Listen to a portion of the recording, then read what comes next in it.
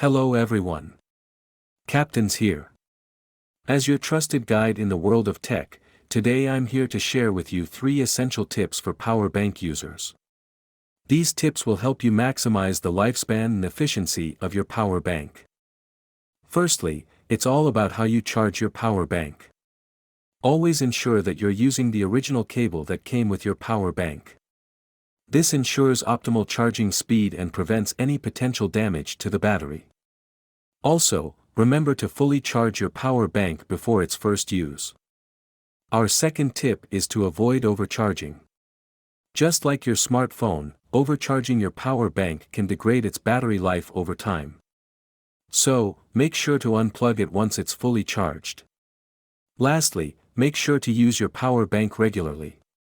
Long periods of inactivity can affect the battery's performance. So, even if you don't need it, try to use and recharge your power bank at least once every few months. And there you have it. 3 simple yet effective tips to get the most out of your power bank. Remember, proper charging, avoiding overcharging, and regular use are key to maintaining your power bank's performance and lifespan. Stay powered up, and see you next time. Like, share, and don't forget to subscribe to the channel. Peace out.